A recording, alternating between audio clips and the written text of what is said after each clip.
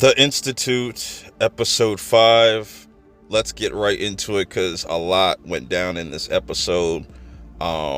We see exactly what goes down in back half. That's what the episode is called. We see firsthand from Marine's perspective that, what they do with these kids when they're done with them. They throw them into the incinerator. You know what I'm saying? I had that thought that they were burning these bodies. They're not really sending any of these kids home or anything like that. So once they're kind of done using them, they pretty much, this is the way that they dispose of them. And this is really a pivotal moment for a lot of characters. Tim, also stumbles upon this place, and because he has a military background, he's not going to just sit by and let corruption and just anything weird just kind of go on. But what's really interesting is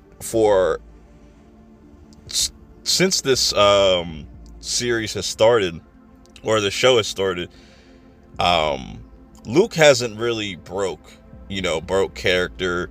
We've never really seen him really crash out. We've seen him emotional, to himself, but he's always kind of kept a cool head until Julia decides to kind of antagonize him a bit and shows him that they pretty much set it up to make it look like he deleted himself, and they also got rid of his parents. And this makes him completely spiral out of control and makes him almost kind of give up on just going through with this plan. But Nikki's like, man, you can't let this place break you. We're almost close. But yeah, we're seeing what Nikki has planned for everybody, because he's getting ready to go to back half, and what he does is causes a distraction, which leads them to destroy one of the security doors to like all the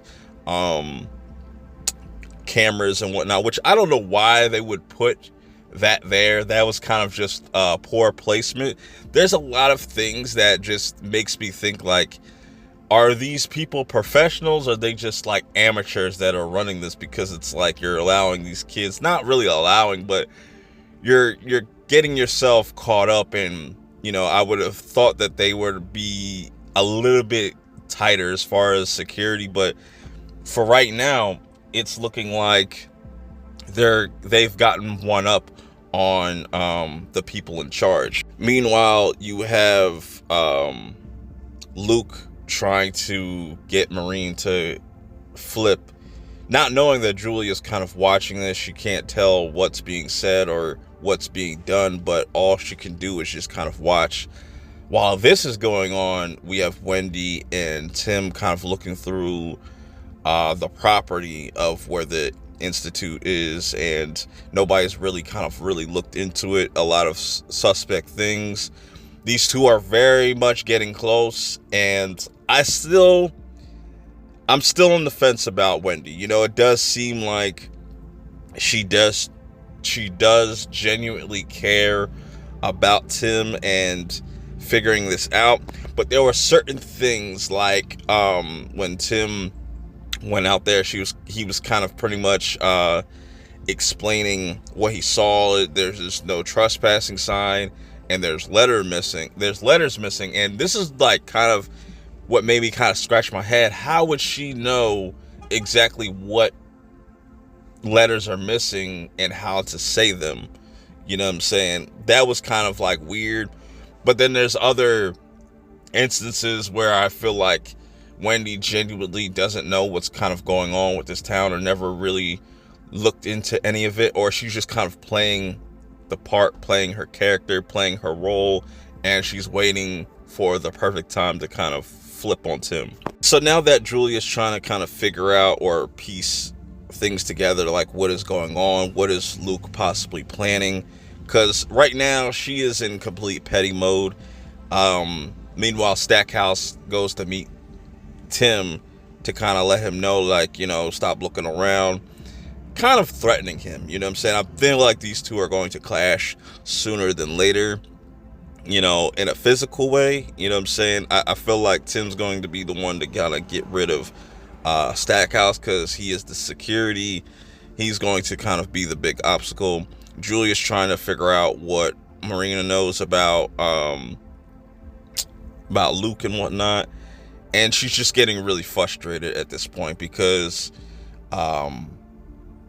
everybody's kind of like doing their own thing at this point, and now it's starting to seem like the powers that be, their plans are starting to kind of crumble. Now, interesting stuff. We finally get to see exactly what they do with the kids at the back half, where it's pretty much like some Inception shit where they hijack somebody's mind and make them do certain things, get rid of certain people, and then once that one person that is in charge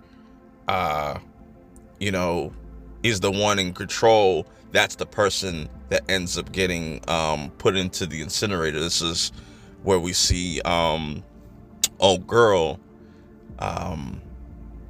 Iris. She is the head, so now she starts to kind of have the seizure and then is kind of pretty much out of it, and she gets put back into where all these other people are being placed.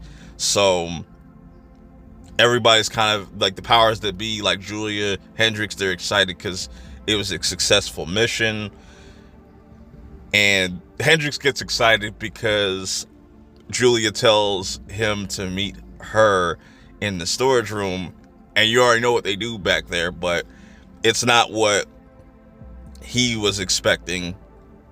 And so the episode pretty much ends off with Luke coming to the realization like, nah, I can't give up on these people. He's able to get the little earring thing off and tries to escape with the help of Marine, I should say. And while everybody's kind of distracted, the cameras are kind of out of whack, he's able to make a lot of progress. And to be honest, I was on the edge of my seat because at any time this whole plan could have gone left. They could have been found out, but Luke is able to kind of get out of there. Marine gives her this little flash drive and tells Luke to tell what is going on here, what's going on with these people, blow this up. And I feel like the first person he's gotta kind of go to in episode 6 is he has to find Tim. You know what I'm saying? And there are definitely going to be consequences for this escape, and characters are going to be punished because Julia is out for blood. She wants bodies. She doesn't really care about none of this stuff anymore. And I was thinking that she was going to kind of flip sides, but now she's kind of doubled down and become more of a villain. And we don't know what she's going to do from here, where Luke is going to go, how far he's going to get. But it's definitely seeming like, the story is progressing. Characters are doing things finally, you know what I'm saying? And it's going to be interesting to see these next few episodes to see how things play out. Does Luke get out scot-free? Is he able to get to Tim? Because if he's able to get to Tim, that's win-win right there. Boom, boom. But who else is going to be on the chopping block? Because I'd be really disappointed if more people don't die and they're just kind of they make their escape like just super clean. But let me know how you guys feel about episode 5. Was this a good episode? Did you want more? How do y'all see the last couple of episodes playing out? Till next time, I will see y'all in the next one. Peace.